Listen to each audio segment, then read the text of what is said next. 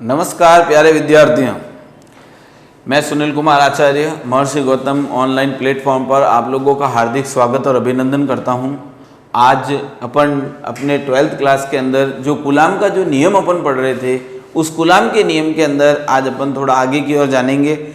Last time जो last video में अपन ने डिस्कस किया था वो था कि निर्वात में कूलाम बल, माध्यम में कूलाम बल और परावैद्युतांक, इनके बारे में थोड़ा हमने जाना था।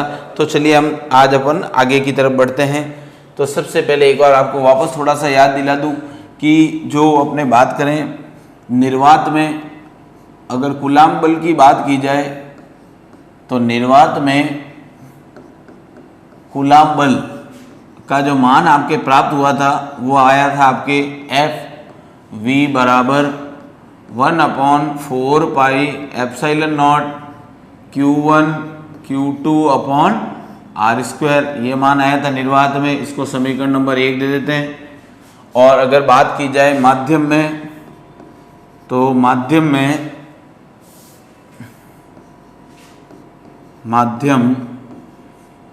में कूलाम जो बल है उसका फॉर्मूला हमारे पास प्राप्त हुआ था F medium equal to 1/4 pi epsilon Q1 Q2 upon R square.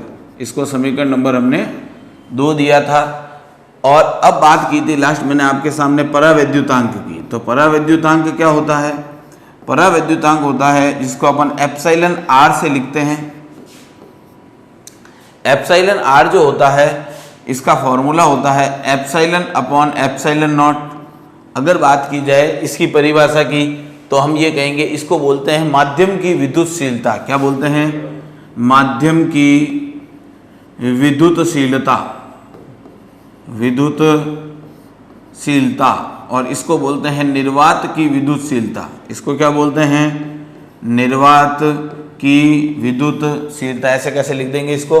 तो हम कहेंगे माध्यम की विद्युतशीलता एवं निर्वात की जो विद्युतशीलता है उसके अनुपात को हम क्या कहते हैं? परावैद्युतांक कहते हैं। ये इसकी परिभाषा है। और ये राशि जो है वो मात्रकहीन और विमाहीन है। इसका कोई न तो मात्रक है न कोई विमा है, मात्रकहीन और विमाहीन है।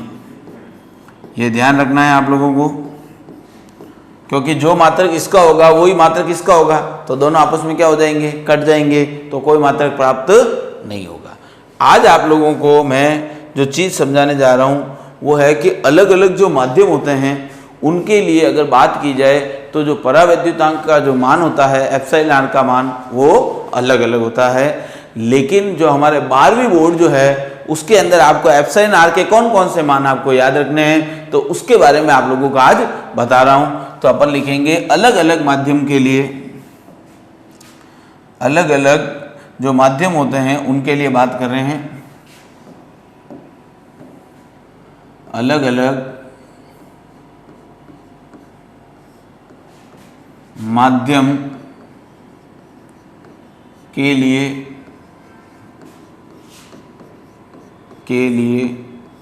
एप्सिलॉन आर के मान, किसके मान? एप्सिलॉन आर के मान। तो ध्यान दीजिएगा बच्चों। तो अलग अलग जो माध्यम होते हैं, जैसे अगर बात की जाए सबसे पहले निर्वात की। अब आप कहेंगे निर्वात जिसमें कुछ भी नहीं होता है, तो निर्वात के लिए जो एप्सिलॉन आर है उसका मान जो है वो 1 माना जाता है। कितना माना जाता है? 1। और हवा जो होती है उसके लिए जो मान होता है एप्सिलॉन आर का वो होता है 1.0005, ये मान होता है। देखिए निर्वात और हवा के लिए जो अगर विद्युतशीलता की बात की जाए परावैद्युतांक की, इसे आपेक्षिक विद्युतशीलता भी कहते हैं, जिसका जो मान होता है निर्वात और हवा दोनों के लिए सेम ही होता है। ठीक है, ये भी बता रहे हैं। पानी जो होता है उसके लिए लगभग इसका मान 80 होता है। वैसे एग्जैक्टली तो इसका मान 78 पॉइंट कुछ होता है, लेकिन आपको अपने लिए राउंड में इसका मान याद रखना है 80। ठीक है, ये पानी के लिए। पेपर जो होता है, कागज जो होता है, उसके लिए इसका मान 3.0 लेते हैं। और सबसे इम्पोर्टेंट जो है वो है मेटल। क्या है? मेटल। मेटल यानी कि धातु। धातु के लिए इसका मान जो है वो होता है अनंत। एक बोर्ड में प्रश्न आया था बेटा, क्वेश्चन, ये बोर्ड के अंदर आया था कि जो चांदी है, क्या कहा, चांदी का परावैद्युतांक कितना होता है। तो बात आती है कि आपके सामने ये प्रश्न दिया हुआ है, 1 नंबर का प्रश्न आया था बोर्ड के अंदर, परावैद्युतांक कितना होता है। अब बच्चों ने बोला कि यार सर ये तो हमें बताया ही नहीं आप लोगों ने, चांदी के बारे में तो अपन ने डिस्कस ही नहीं किया। तो अगर आप थोड़ा सा ध्यान दें तो धातु जो होती है, क्या चांदी धातु नहीं है? तो अगर चांदी अगर हमारे पास धातु है तो ध्यान रखना चांदी का परावैद्युतांक वही होगा जो धातु का होता है।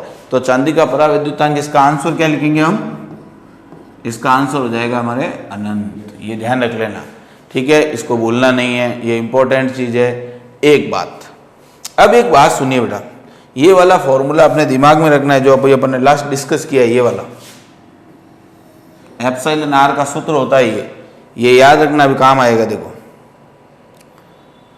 अब मैं आपको बता रहा हूं कि देखिए कि एफ वी बराबर होता है 1/4 pi epsilon naught Q1 Q2 upon R square, और एफ मीडियम बराबर होता है 1/4 pi epsilon Q1 Q2 upon R square.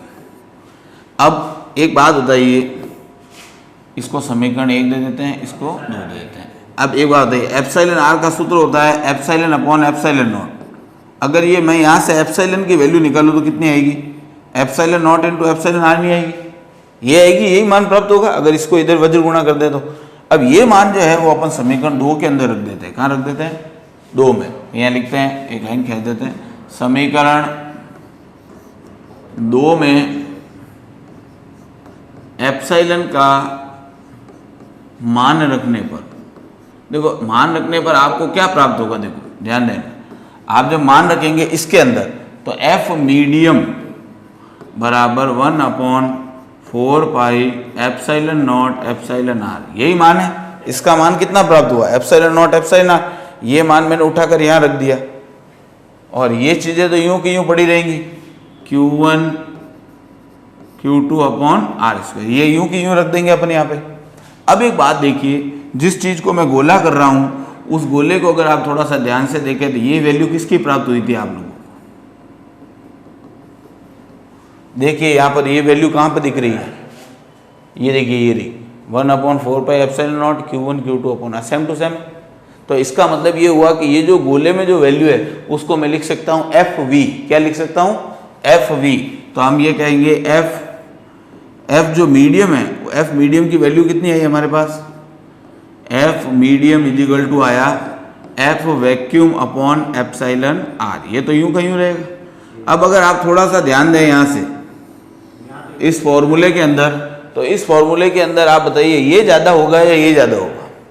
तो ऑब्वियस सी बात है कि इस संख्या में एप्सिलॉन आर का डिवाइड लग रहा है, भाग लग रहा है, तो किसी संख्या में अगर किसी का भाग लगने पर अगर कोई राशि प्राप्त होती है डिवाइड करने पर, तो इसका मतलब ये राशि थोड़ी कम प्राप्त होगी, यानी कि जो वैक्यूम है उसमें जो बल है वो ज़्यादा लगेगा और मीडियम में जो बल है वो कम लगेगा, यानी ये वाला बल ज़्यादा होगा और ये वाला बल कम होगा। तो ये आप लोगों को ध्यान रखना है कि निर्वात की तुलना में, माध्यम की तुलना में निर्वात में बल ज़्यादा लगता है। अगर मैं कहूँ कोई 2 व्यक्ति भी हैं, अगर ये लड़का और ये लड़के के बीच में अगर लड़ाई होगी और ये ताकतवर है, ठीक है, और ये इस पे बल लगाना चाहता है, कोई बीच में नहीं है तो ये इस पे ज़्यादा बल लगाएगा, ये इसको बहुत अच्छे से इसके साथ लड़ाई कर सकता है, इसको पीट सकता है। लेकिन अगर इसके बीच में अगर मैं 5-10 जने खड़े कर दूं तो क्या होगा, माध्यम आ गया, और जब माध्यम आ गया तो ये क्या उतनी जो ताकत लगा पाएगा, नहीं लगा पाएगा, क्योंकि माध्यम के अंदर बल का मान क्या होता है, घट जाता है। ठीक है, एक सीधा मैं कहूँ किसी से मैं हाथ मिलाना चाहता हूँ, हेलो सर, और एक मैं मिट्टी के अंदर हाथ मिलाना चाहूँ तो प्रॉब्लम आएगी नहीं आएगी। तो आसानी से हाथ अपन, आसानी से बल जो है वो इसमें लगता है। तो ये ध्यान रहे। अब आगे बढ़ते हैं अपन, ये ध्यान रखना है जो अभी नेक्स्ट मैंने बताया ये, इसमें एक चीज़ और ध्यान दीजिए, ये जो एप्सिलॉन आर है इसकी एक और डेफिनेशन बनती है। अगर एप्सिलॉन आर को इधर भेज दिया जाए तो F vacuum upon F medium, ये एक और फॉर्मूला बन गया कि 2 आवेशों के बीच में निर्वात में बल और 2 आवेशों के बीच में माध्यम में जो बल लगता है उसका जो अनुपात है उसी को हम क्या कहते हैं, परावैद्युतांक कहते हैं। तो परावैद्युतांक की एक परिभाषा यहाँ से भी बनती है। चलिए आगे बढ़ते हैं अपन अपने नेक्स्ट टॉपिक की ओर। अब अपना जो नेक्स्ट टॉपिक आएगा वो क्या है, उसमें हम क्या समझने वाले हैं, वो है हमारे कूलाम के नियम का सदिश रूप, जिसे बोलते हैं vector form of coulombs law. ठीक है, तो अपन हेडिंग लगा देते हैं सबसे पहले, कूलाम के नियम का, कूलाम के नियम का सदिश रूप, कूलाम के नियम का सदिश रूप। बहुत मजा आएगा पढ़ने में, बहुत ही अच्छा टॉपिक है सदिश रूप। इसको बोलते हैं वेक्टर फॉर्म। कूलाम्स के नियम की जो सदिश रूप है वो क्या है, ध्यान दीजिएगा बच्चों, बहुत ही अच्छा टॉपिक है ये। देखिए मान लीजिए मेरे पास एक ये निर्देश तंत्र है, क्या है, निर्देश तंत्र है, ये रहा निर्देश तंत्र, जिसमें इस निर्देश तंत्र के अंदर ये एक्स अक्ष है, ये वाई अक्ष है और ये जेड अक्ष है, और ये इस निर्देश तंत्र का मूल बिंदु है। ठीक है, अब इस निर्देश तंत्र के अंदर मान लीजिए मेरे पास दो आवेश हैं। कितने आवेश हैं, एक आवेश है मेरे पास मान लीजिए Q1 और एक है Q2। देखिए ये रहा एक आवेश और एक आवेश मान लीजिए आप ये रहा। इस आवेश का, इसको इससे मिला लीजिए, और ये जो आवेश है आपके पास, इसका मान है Q1 और इसका मान है Q2। ये दो अपने पास आवेश हैं। इस आवेश का इस मूल बिंदु के सापेक्ष स्थिति सदिश है वो है R1, और इसका जो स्थिति सदिश है यहाँ से वो है R2। आपको पता होना चाहिए कि जो स्थिति सदिश होते हैं वो क्या बताते हैं कि किसी आवेश की या किसी भी कण की मूल बिंदु से जो उसकी दूरी है उसको बताते हैं। तो हम कहेंगे इसकी जो यहाँ से केंद्र से दूरी जो है, मूल बिंदु से जो दूरी है वो R1 सदिश है। देखिए दोनों आवेशों को जो मैं है वो एक ही ध्रुवता का मान रहा हूँ, एक ही प्रकृति का मान रहा हूँ, दोनों को प्लस मान के चल रहा हूँ फिलहाल। तो आप एक बात बताइए, अगर ये प्लस है ये प्लस है तो ये इस पे बल लगाएगा और ये भी इस पे बल लगाएगा, दोनों ही एक दूसरे पर क्या लगाएंगे, बल लगाएंगे। तो सबसे पहले अगर बात की जाए इसकी इस पर, तो ये इस पे बल लगाएगा इस दिशा में, इधर की तरफ, है ना। बात की जाए तो ये इस पे बल इधर ही लगाएगा ना, और ये इस पर बल किधर लगाएगा, इधर की तरफ। लेकिन दोनों बलों में फर्क देखिए, दोनों विपरीत दिशा में लग रहे हैं। इस बल का नाम दे देते हैं अपन F21। क्या नाम दे देते हैं, F21। F21 का क्या मतलब है, F21 को कहते हैं, F21 का मतलब होता है Q1, देखो उल्टा पढ़ते हैं, Q1 के कारण Q2 पर बल, Q1 के कारण Q2 पर बल। तो लिखेंगे Q1 आवेश के कारण, आवेश के कारण Q2 पर बल, किस पे बल, Q2 पर बल। तो ये ध्यान रखना, ये इसको पढ़ने का एक तरीका होता है। और अगर ये इस पे जो बल लगाएगा उसको अपन कहेंगे F12।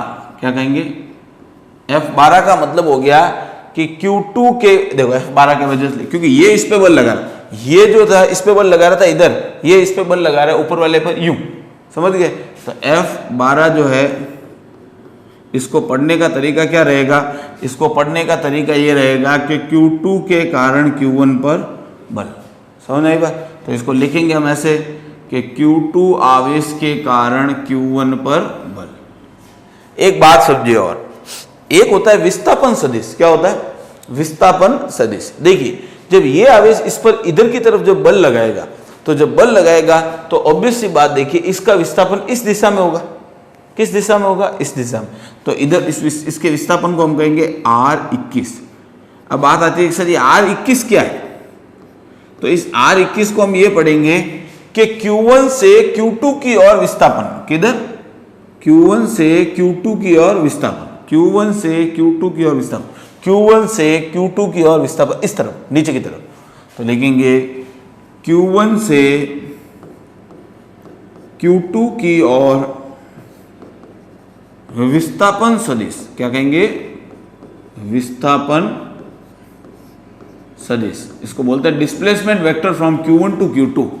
नेक्स्ट देखिए, जब ये वाला बल लगेगा यूं, तो ये आवेश कैसे जाएगा, यूं जाएगा ऊपर की तरफ ऐसे। तो यानी विस्थापन किस तरफ होगा, ये वाला विस्थापन तो नीचे हो रहा था, और ये जब बल लगाएगा इस पे तो विस्थापन किधर होगा, ऊपर की तरफ, उसको हम कहेंगे R12। R12 को कैसे क्या पढ़ेंगे, क्या R12 को, R12 को मैंने क्या पढ़ा है कि Q2 से Q1 की ओर, Q2 से Q1 की ओर विस्थापन सदिश, Q2 से Q1 की ओर ऊपर की तरफ, तो इधर लिख देंगे Q2 से Q1 की ओर विस्थापन सदिश। Is that clear? तो ये थी इसकी एक बेसिक जो बात कहें कि इस चित्र के बारे में जो विवरण था छोटा सा, वो अब मैं इसके बारे में आपको बताने जा रहा हूं कि कूलाम के नियम का सदिश रूप क्या है। देखिए सबसे पहले इस बल की बात करते हैं, किसके, Q1 के कारण Q2 पर बल, किस पे बल, तो Q1 के कारण Q2 पर जो बल लग रहा है उस बल का आपने क्या नाम दिया बच्चों, F21, यही है ना, Q1 के कारण Q2 पर बल F21। तो F21 का फॉर्मूला क्या होगा कूलाम के नियम से, K Q1 Q2 upon R²। तो K Q1 Q2 अपॉन यहां से यहां तक का विस्थापन आपने क्या नाम दिया, इस बल की वजह से यही विस्थापन हो रहा है, जब ये इस पे बल यू लगा तभी तो विस्थापन यू जा रहा था, तो इस बल की वजह से ही ये वाला विस्थापन है। तो इस विस्थापन को हम क्या कहेंगे, तो इस विस्थापन को हम कहेंगे R21 का स्क्वायर, इस बल के लिए ये विस्थापन, और इधर लिखेंगे बेटा R21 कैप। R21 कैप क्या होता है, इसको बोलते हैं एकांक सदिश, क्या बोलते हैं, एकांक सदिश, यूनिट वेक्टर। तो यूनिट वेक्टर जो होते हैं वो डायरेक्शन बताते हैं, ये एकांक सदिश दिशा बता रहा है इसकी, कि इस बल की जो दिशा है वो क्या है, 1 से 2 की ओर है। वापस समझना, इस बल की दिशा 1 से 2 की ओर है, समझ गए, इस तरह से। फिर दूसरा, इसको समीकरण नंबर दे देते हैं 1, क्या देते हैं 1। अब एक बात बताइए, Q2 के कारण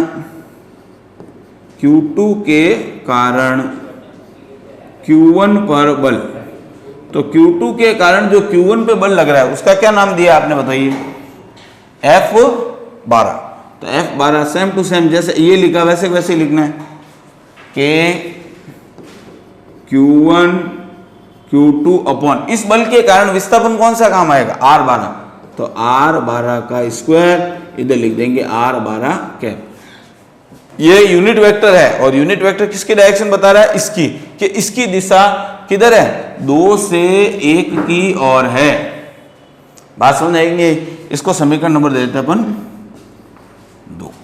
ये 1 और जो 2 समीकरण है उसको आप लोगों को अभी दिमाग में रखना है, ठीक है। आगे बढ़ते हैं, देखिए क्या इस चित्र को एक और वापस देखिए, क्या यहां से अगर ये प्रारंभिक बिंदु और ये अंतिम बिंदु मानो, तो यहां से यहां तक का जो विस्थापन है और वापस यहीं से यहीं तक का विस्थापन मानो, तो यहां से ये प्रारंभिक और ये अंतिम बिंदु, तो यहां से यहां तक का जो विस्थापन है क्या बराबर नहीं।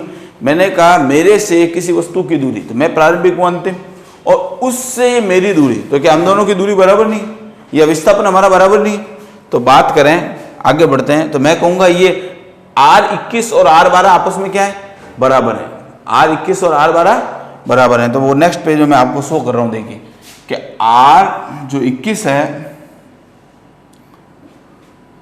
R21 जो है वो किसके, R21 जो है वो किसके बराबर है, R12 के। लेकिन दोनों में फर्क क्या है, देखो इस चित्र के अंदर देख के मुझे बताओ, इन दोनों में फर्क क्या है, दिशा का अंतर है। किसका अंतर है, इसकी दिशा विस्थापन की ये है, उसकी दिशा ये है, और जब दिशाएं उल्टी हो तो अपन क्या करते हैं, आगे माइनस लगाते हैं। क्या लगाते हैं कि ये और ये दोनों बराबर है लेकिन विपरीत दिशा में।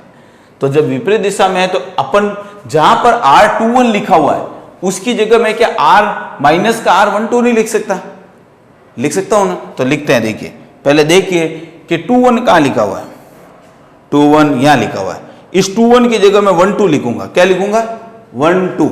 देखिए F21 is equal to K Q1 Q2। देखना इसकी जगह मैं क्या लिख रहा हूं, R21 की जगह R12 का स्क्वायर, माइनस का R12 लिखूंगा, पर एक बात बताइए, R21 का स्क्वायर है ना, तो R12 इसकी जगह लिखूंगा तो R12 का स्क्वायर, तो माइनस का स्क्वायर तो प्लस ही होता है। और यहां पर भी लिखना है, R21 कैप की जगह मैं लिखूंगा R12 कैप। क्या लिखता हूं? तो यहां पे लिखेंगे R12 कैप। तो क्या आगे माइनस नहीं आएगा? आएगा, क्योंकि यहां पे तो कोई स्क्वायर स्क्वायर नहीं, ये रहा वो माइनस। ठीक है, अब आप थोड़ा सा ध्यान दीजिएगा, मैंने क्या किया वापस एक बार समझ लेना कि इसमें इस समीकरण के अंदर R21 जो था यहां पर और यहां पर, उसकी जगह मैंने क्या लिख दिया? माइनस का R12। और जैसे ही मैंने माइनस का R12 यहां रखूंगा तो स्क्वायर होगा, तो ये तो प्लस ही रहेगा। देखिए ये रख दिया, और इसकी जगह अगर हम R12 रखेंगे माइनस का, तो वो माइनस तो आगे आएगा ही आएगा। लेकिन अगर थोड़ा सा आप ध्यान दें बेटा, तो ये जो मैं डॉट डॉट कर रहा हूं, ये वैल्यू आपको किसकी प्राप्त हुई मुझे बताइए? ये वाली।